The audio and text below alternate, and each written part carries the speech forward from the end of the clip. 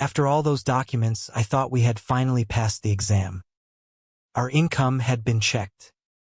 Our bank statements had been checked. Our taxes had been checked. Our credit had been checked. At that point, I was ready for someone to check my childhood report cards too. But then the mortgage process looked at us and said, "Very nice. Now let us talk about the building." Welcome back to Memory Stories. This is episode 3 of our house buying story in America. In the previous episode, we entered the beautiful world of mortgage documents. And by beautiful, I mean the kind of beautiful where every email begins politely and ends with another PDF. We had sent bank statements, tax forms, pay stubs, explanations, proof of funds, and enough paperwork to make a printer question its life choices. For a moment, things started to sound hopeful. The broker said the file was moving. The loan sounded possible. We were tired, but we thought the main question had been answered. Do we qualify? And then came the twist.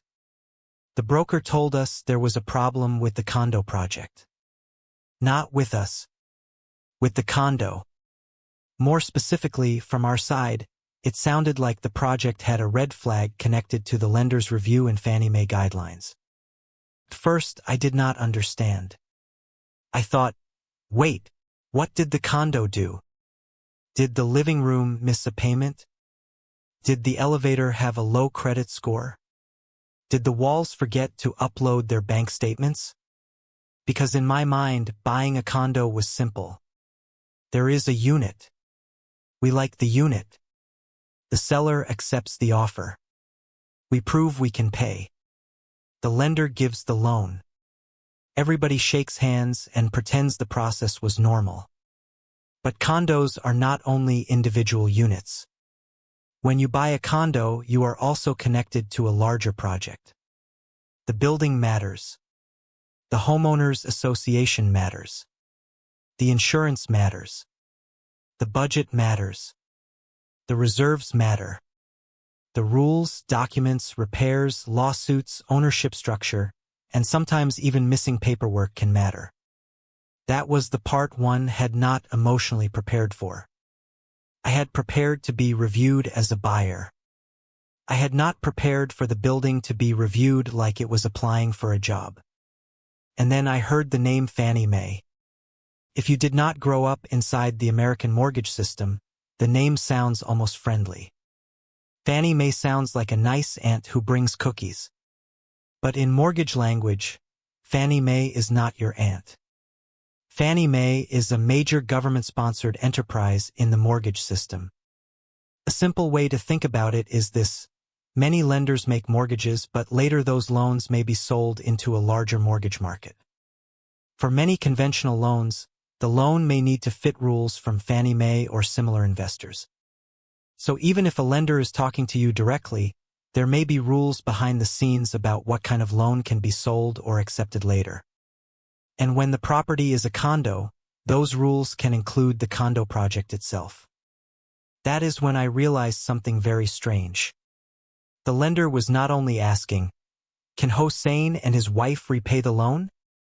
The lender was also asking, "Is this condo project eligible for this type of loan?"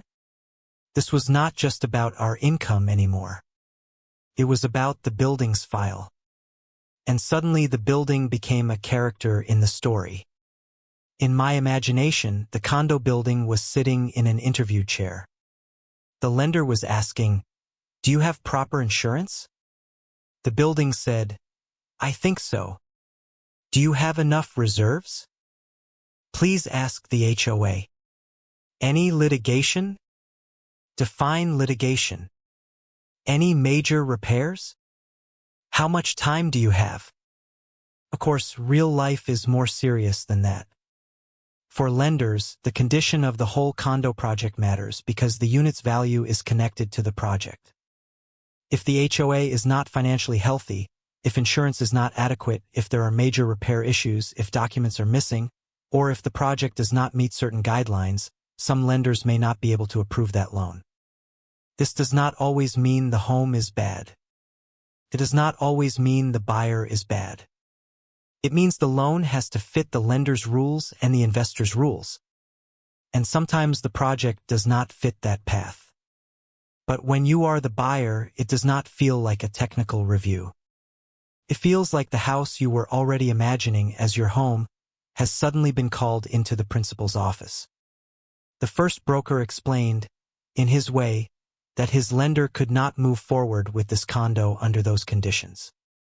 And then he said something that sounded simple but felt brutal. Maybe we should find another property. Another property? After all that? After the search, the offer, the excitement, the escrow, the money wired, the documents, the signatures, the credit pull, the emotional relationship I had built with the upload button? Now the answer was, maybe choose another house? At that moment I understood a new level of home buying stress. There is the stress of finding a home. There is the stress of affording a home. There is the stress of proving you can afford the home. And then there is the stress of discovering that the home also has to prove itself. In America, even the walls need a resume. I remember feeling embarrassed, even though logically it was not about us. That is one of the strange things about the mortgage process. Everything feels personal. If they ask for another document, it feels personal. If they check your credit, it feels personal. If the building has a red flag, somehow that also feels personal. You start thinking, did we choose wrong? Did we miss something? Should we have known this? But as immigrants, we were learning the system while standing inside it. Nobody gives you a calm little map at the beginning that says, by the way, the condo's HOA may become a main character in episode 3. Our property agent helped us slow down. She was supportive and professional, and she did not treat the situation like our dream was over. She helped us understand that this might be a project or lender issue, not necessarily a buyer issue. And she suggested that maybe we should talk with another broker or another lending path. That sounded like hope. But it also sounded like more documents. Because in mortgage, every new hope arrives with a folder. Still, we did not want to give up immediately. We had found a place we liked. Our offer had been accepted. We had already invested time, energy, paperwork, and stress. So we decided to try again. Maybe another broker could find a lender with a different option. Maybe there was another way to look at the project. Maybe the problem was not final. Maybe. That word became very powerful. Maybe yes. Maybe no. Maybe send more documents. At this point, I was no longer the innocent person from episode 1 who thought the hardest part was finding the home. Now I knew the home buying process had layers. First, the market judges your budget. Then the seller judges your offer. Then the lender judges your income. Then underwriting judges your documents. Then the property gets appraised. Then the condo project gets reviewed. And somewhere in the middle of all this, you are supposed to sleep like a normal person. The lesson of this episode was simple. When buying a condo, the question is not only, can I buy this unit? Sometimes the question is also, can this unit, this building, and this HOA fit the loan program I am using? That is not a detail most buyers think about at the beginning. I definitely did not. I thought the condo was a home. The mortgage system saw it as a home, a financial asset, a legal structure, an HOA, an insurance question, a budget, a project, and a file. Very romantic. So we moved to the next chapter. The first broker's path looked blocked. The agent suggested another broker. And we still had hope. Not the shiny hope from the beginning. This was a more tired hope. A hope with dark circles under its eyes. But it was still hope. We thought the next broker might rescue the loan. Instead, the next chapter started with another credit check. And that is where the next episode begins.